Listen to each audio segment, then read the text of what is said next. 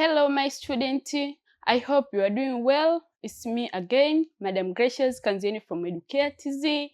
My Form 4 student, we are proceeding with our chemistry subject and we are proceeding with the Necta solving questions.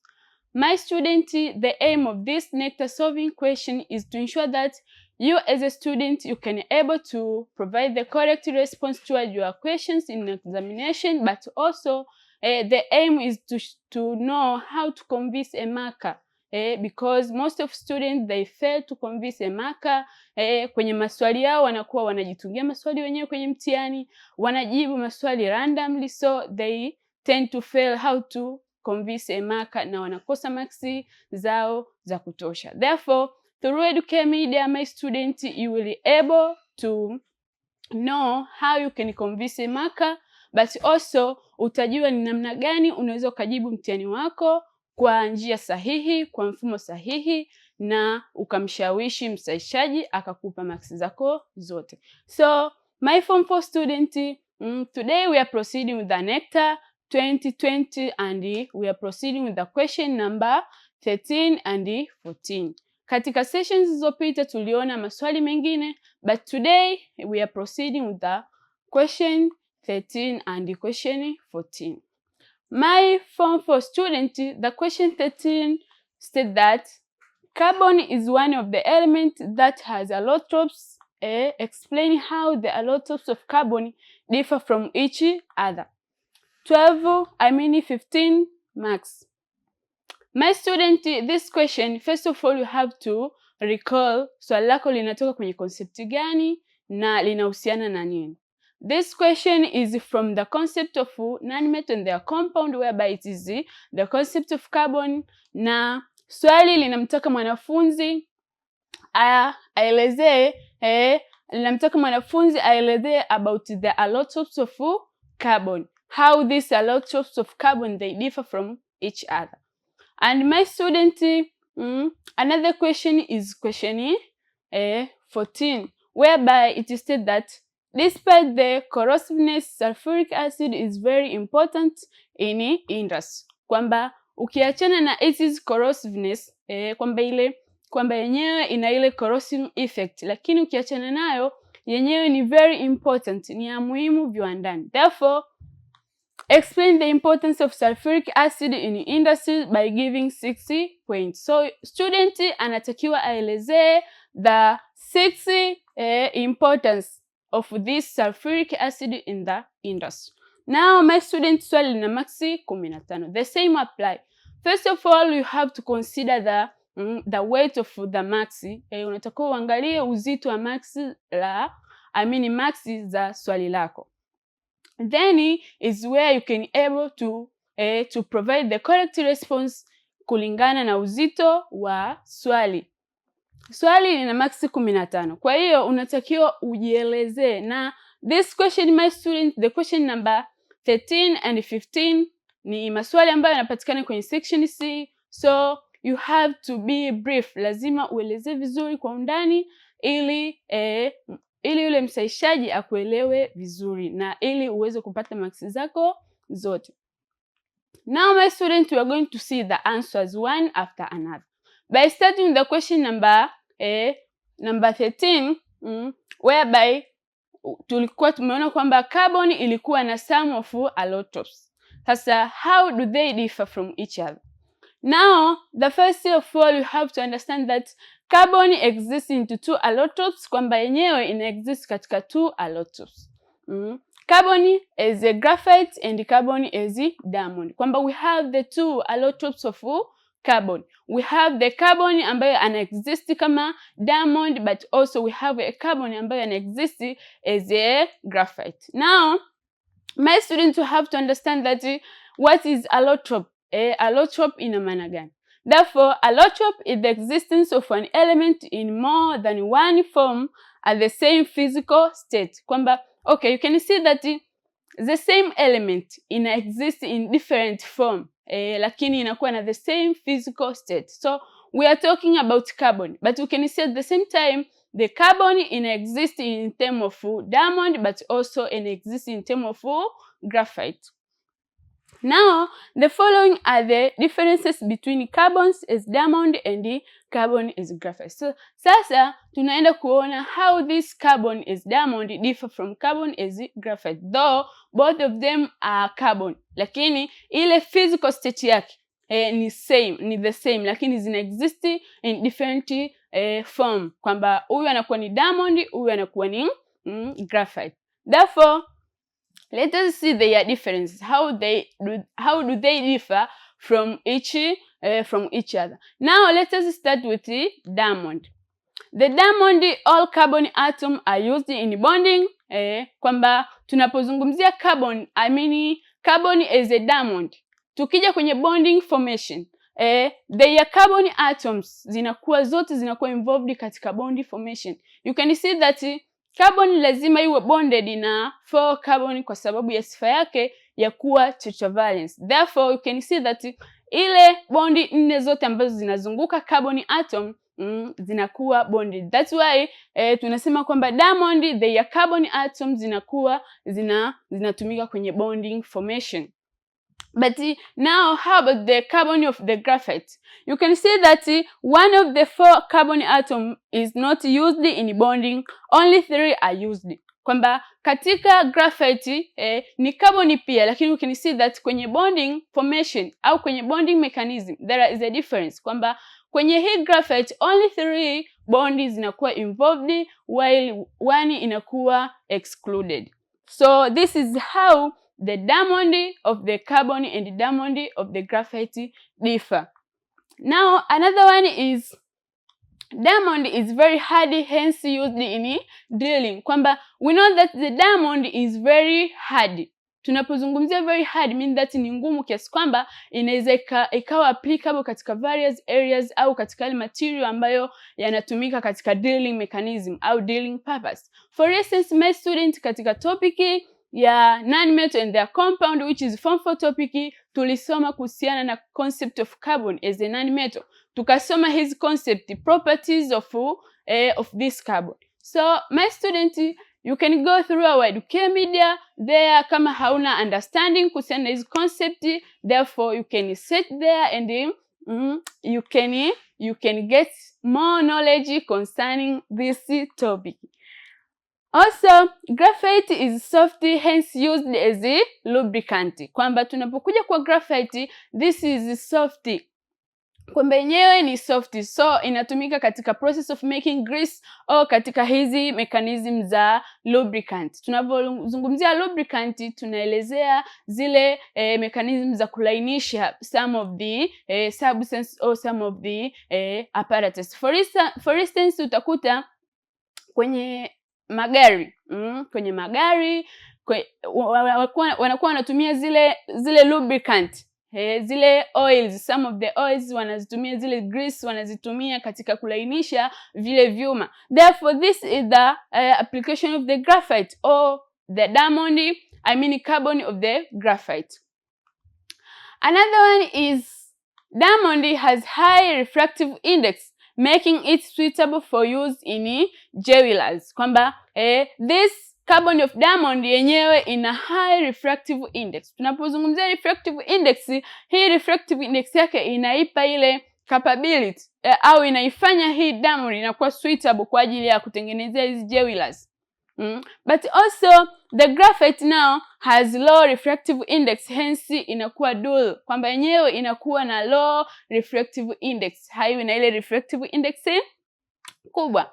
But also the diamond has octahedral shape. Tunapozungumzia octahedral shape, simply tunamaanisha ile shape ambayo it's made up of 4 bond atoms. For instance, tumesema kwamba this diamond it is bonded with 4 number of atomic bonds. Kwamba zile carbon atoms zinakuwa bonded, zina involve 4 bond. Lakini tukija kwenye graphite exists in layers which slide over each other. Kwamba tukija kwa graphite, for instance, tumeona kwamba only 3 bonds zinakuwa involved. Therefore, zenyewe zinatengeneza layers ambazo zinakuwa zina exist. Ambazo hizi layers zinakuwa slide to each other, zinakuwa zimebebana. Therefore, Diamond yenyewe inakuwa na hiyo shape ya octahedral, lakini hii hapa inakuwa ina exist katika layer ambazo zinakuwa zina slide over each other. Diamond does not conduct electricity. Why? Simply because of delocalized electrons. Kwamba diamond it have the delocalized electron. Their electrons are locked. Therefore, they do not conduct electricity. Kwa sababu ile electricity we conducted, there must be the electron to flow from one place to another. Lakini utaona kwamba kwenye carbon, this carbon diamond, their electrons zote zinakuwa involved katika bonding formation.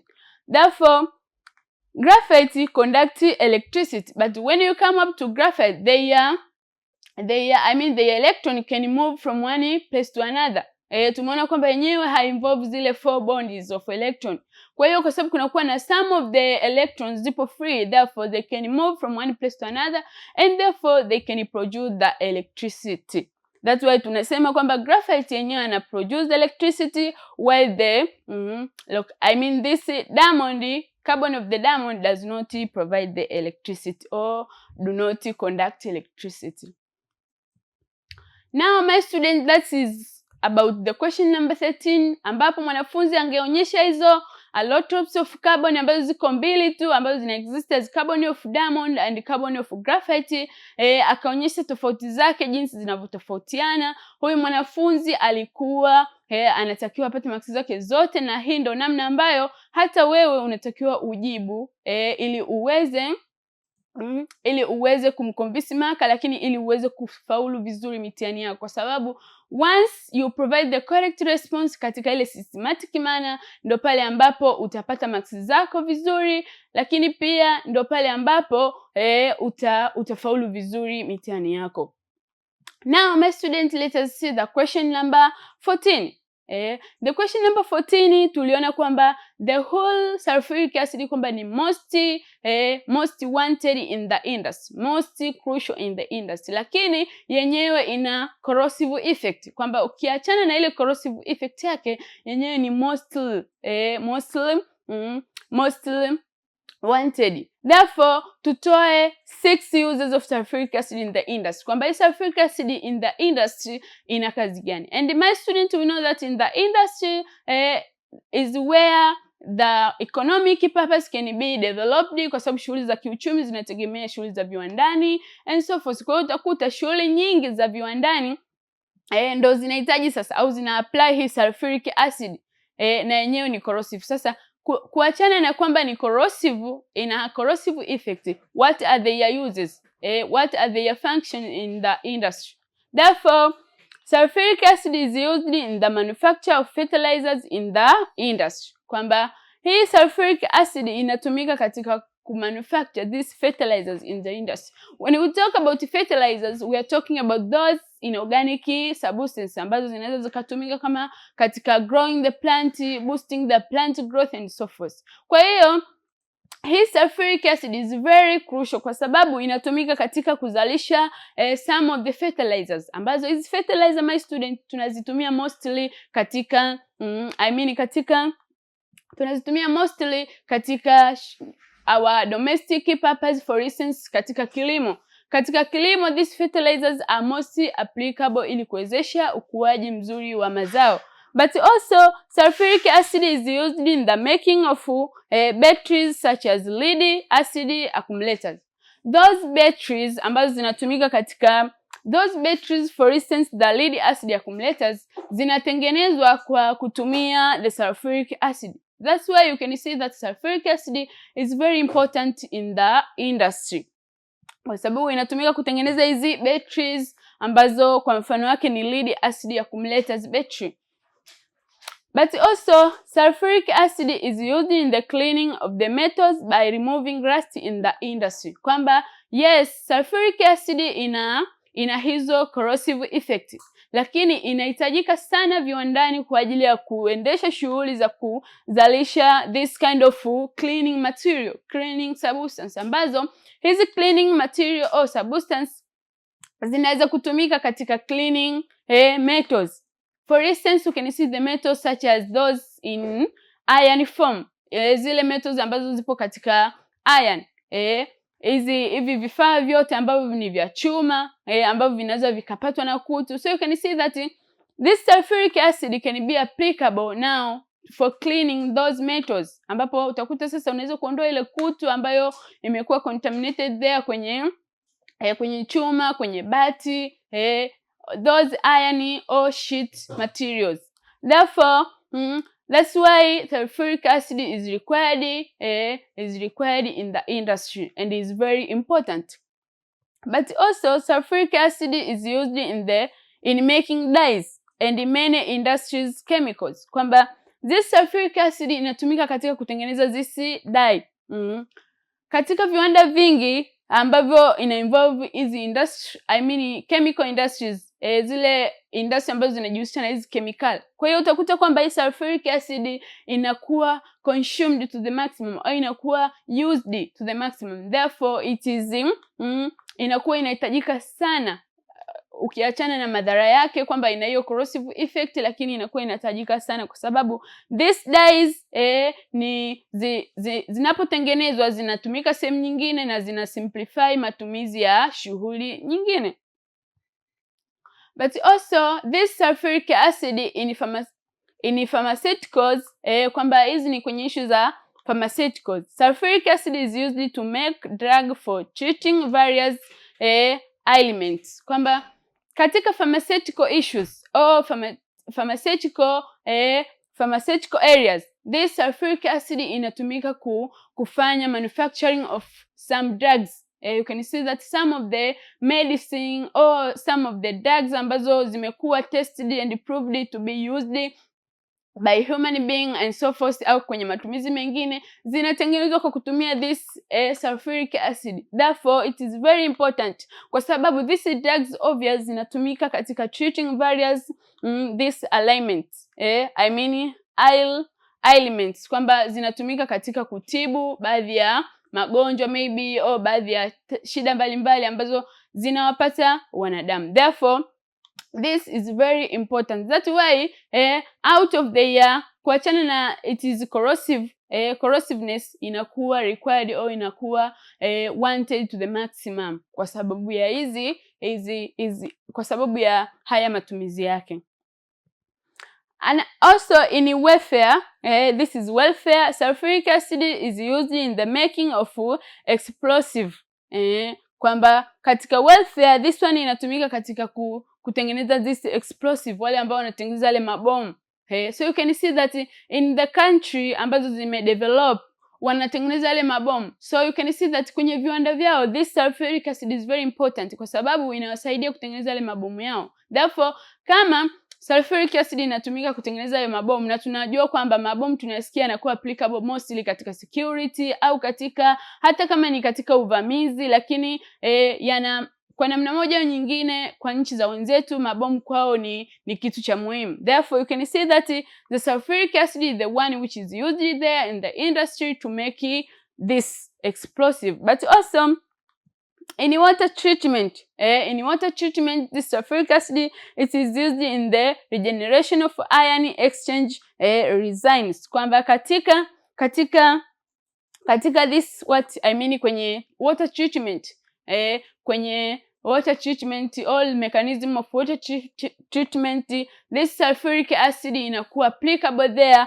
for the aim of regenerating those ion exchange ambayo tunazita resins. So you can see that water treatment inafanyika daily katika viwanda tofauti au katika method mbalimbali ambazo zimekuwa simplified, watu wanazitumia kutreat water ambapo water inatoka kwenye water bodies, inakuwa treated, inawekwa kwenye tanki, therefore watu wanatumia katika matumizi ya domestic purpose. So you can see that katika process nzima ya water treatment, katika method mbalimbali, maana hii water treatment ina method tofauti, therefore this sulfuric acid also inakuwa applicable, na matumizi yake ni kwamba inasaidia kwenye ile regeneration of ion exchange, kuregenerate those ion exchanges zinakuwa regenerated kwa uwepo wa huyu sulfuric acid. Therefore sulfuric acid is very important. But also my student, Another one is sulfuric acid is also used in sugar and pepper bleaching.